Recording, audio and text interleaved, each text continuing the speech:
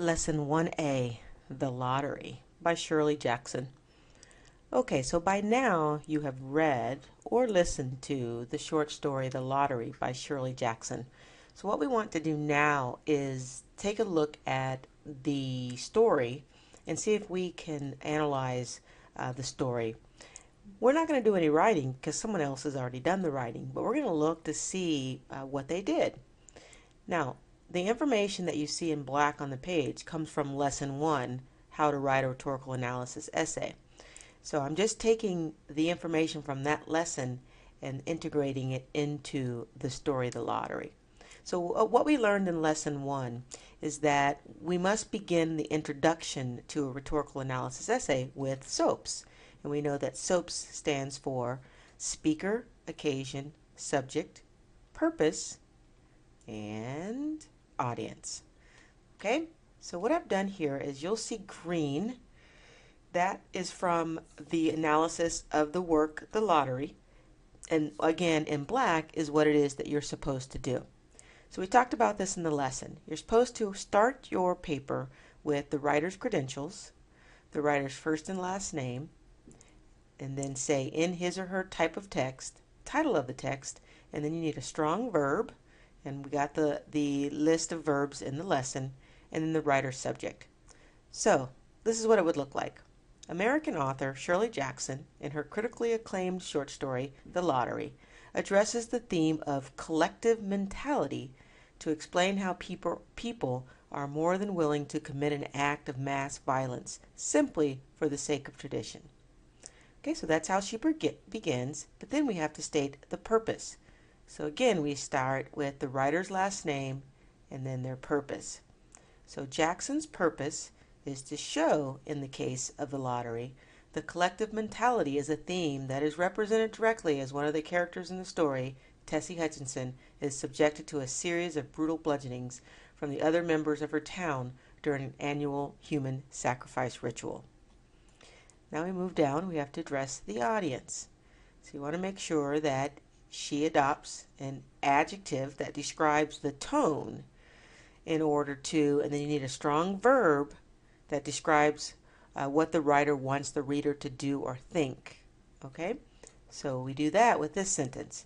Jackson establishes an ordinary tone in order to shock the audience with the end result.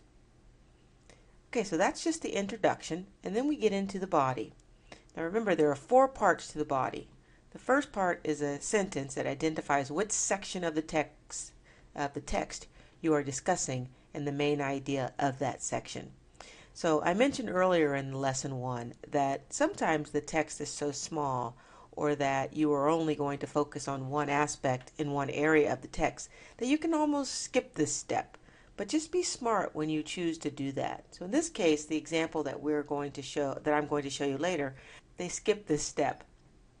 So let's move on to 2. So with 2, the second sentence conveys the writer's support for the main idea by identifying and providing a specific example for one rhetorical strategy used by the writer. Okay, so here's the example. In the story, one of the characters, Mrs. Delacroix, is a personal friend of Tessie Hutchinson, yet participates in the throwing of the stones at Tessie. Okay, and then we have the third part of your body. The third sentence explains how the rhetorical strategies you discussed, so we're going back to that mob mentality, so how the rhetorical strategies you discussed in the previous sentence, this one up here, help the writer achieve his purpose. So we have a couple of sentences here, so don't limit yourself just to one sentence. You always can add more. So in this case, the audience needs to understand what this collective mentality means. So she writes, this behavior can be explained by the definition of collective mentality. So remember, we're trying to explain the purpose and why her friend, Mrs. Delacroix, is actually throwing rocks at Tess. So this behavior can be explained by the definition of the collective mentality. And then there's a quotation. When people are part of a group, they often experience de-individuation or a loss of self-awareness. When people de-individuate, they are less likely to follow normal restraints and inhibitions and more likely to lose their sense of individual identity. Okay, so the writer here actually looked up the term so that they could better explain it. So this came from an article called Examining the Mob.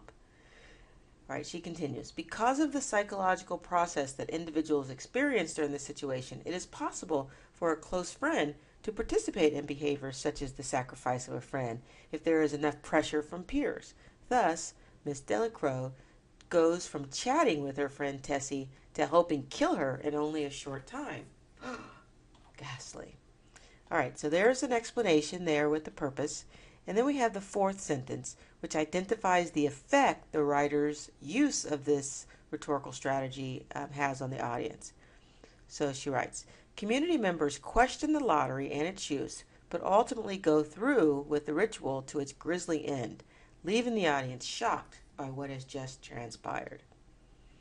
Okay, so all of that together makes up what we call a rhetorical analysis.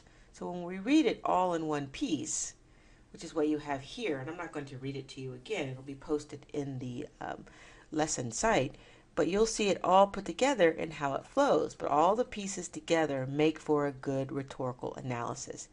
Keep in mind that the introduction, although it seems like it's just merely an introduction, sometimes becomes half of the journal post or the essay, in this case, because we're writing only 300 to 350 words.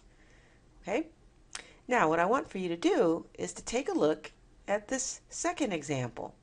The first example came from Wikipedia. Someone wrote in Wikipedia an analysis of the story, and I wanted to show you how to break it down. But let's look at this one. Here's another example, but this one's a little short. It only has about 215 words, 220 words. So there's some elements missing. See if you can pick out, based on the introduction and the body and the conclusion. I forgot to talk about the conclusion above. There isn't one, but remember, it's just short. All you need is one sentence that just reiterates what your thesis was at the beginning. So in this case, it's missing some elements. See if you can pick out not only what elements are missing, but could you add them to this to turn this into a 300-word acceptable rhetorical analysis. Also, while you're thinking about it, since you read the story, see if you can find a few instances that provide contrast of reader expectations versus the grim reality and analyze them carefully, because that's what this is about, contrast. So here's the rhetorical technique that the author of this piece is pointing out, and I want to see if you can come up with some more examples of this. So that's it for this lesson. Hopefully that'll help you make it easier to write your own rhetorical analysis on the novel that we are reading in this class at the moment. If you have any questions, let me know.